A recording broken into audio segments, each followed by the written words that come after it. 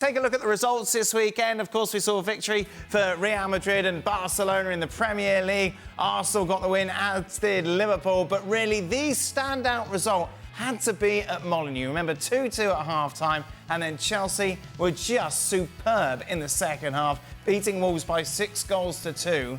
So good with Chelsea, even Craig had nice things to say about them. This is the statement result of the weekend. The speed in which Chelsea got it up into the front man, peeled runners off, got bodies in there. This manager wants the ball shifted from back to front quicker. Gusto come in, and Palmer and Fernandes, they split a little bit, and it allowed the space for that ball up to Jackson, and then they got runners. It was absolutely brilliant, and Madueke was end product personified. And then you bring the cavalry on, the game's dead. That was a brilliant, brilliant second half performance. If they play like that against the bulky teams in the Premier League, they'll rip them apart. For more on this, Mark Ogden joins us. Frank Leboeuf, what did you want to say? Was that an AI? Or was that really him? Well, first off, I'm impressed you know what AI is. Well, I think I know what it is. Was that really him? That was really him. Do you not agree? They were superb, weren't they? Well, yeah, but it's one game. Oh, no. Well, yeah. We're just trying to mean... Look, we've been so negative about Chelsea, their transfer policy, too many players, Raheem Sterling, João Felix, and then the first thing you say is it's only one game. Why do you have to take it there? Why do you have to be so toxic, Stevie? Because that's the truth. No, surely. It's the truth. Surely we can applaud the fact that they were brilliant. 100%. So why don't you do that? I enjoyed watching it. I enjoyed watching the way they celebrated. They all looked as though they were having a great time. Right, good. Well, let's not. Why can't we? Why do we have to go the other side? We don't live in fantasy land. We don't have to live in negative land either. Do you think this is what we're going to get from Chelsea for the rest of the season? Well, that's an interesting point, isn't it? That we will get onto. But first, I was going to get everyone to say nice things. But already, you've dragged this show down into the dirt. Just said nice things. I told you how great it was to watch. How I enjoyed them all the way they celebrated. Yeah, they looked as though they were all tight. 5 seconds. That was positivity.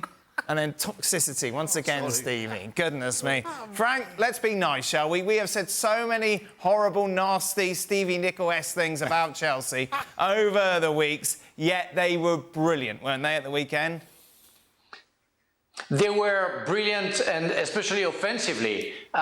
We can talk about some weaknesses, but I agree with you. That was a fantastic game to watch from the two teams. I mean, the first half, that was very open, and I think Wolves deserved to equalize just before halftime. But after, Chelsea were absolutely magnificent in the second half. And we weren't prepared for that. I mean, we saw the game before the season.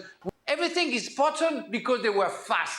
They were fast vertically because they went for the goal. They didn't wait to keep the ball. They didn't go, to keep the ball. They went for football. And I loved it. There was 100% offensively. That was great. Yeah, to Frank's point, Craig made it as well, of course, in that clip. They were fearless, Stevie. Like that speed of attack, that vertical that we so frustrating of last season, watching Chelsea go from side to side. But then to see what happens when they go on the front foot, that was what really was impressive. Well, it was impressive because everything they did going forward at pace was precise. And that's the key.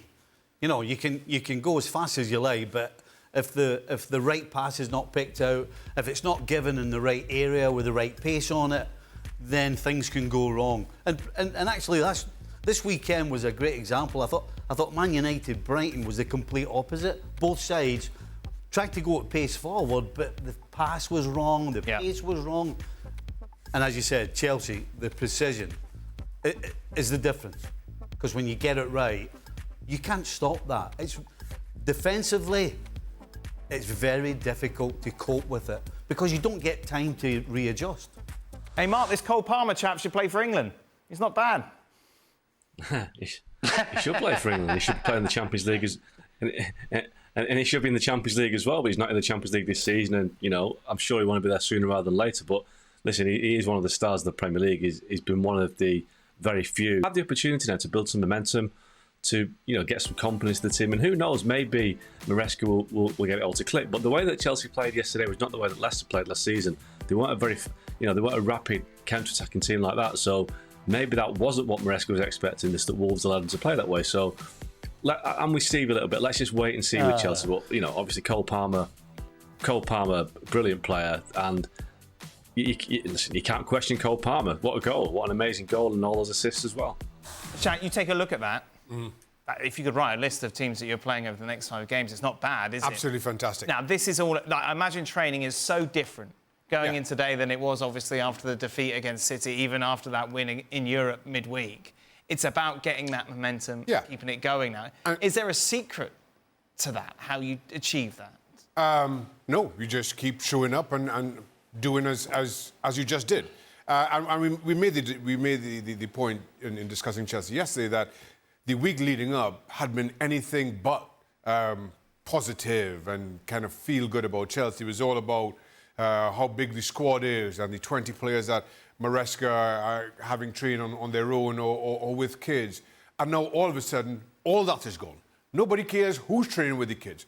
Nobody cares what Raheem Sterling or Ben Chilwell or anybody else is about to do between now and the end of the transfer window. All they care about are the players who showed up, the 20 that Maresca has deemed his first team squad, and the performances, and how they build on that.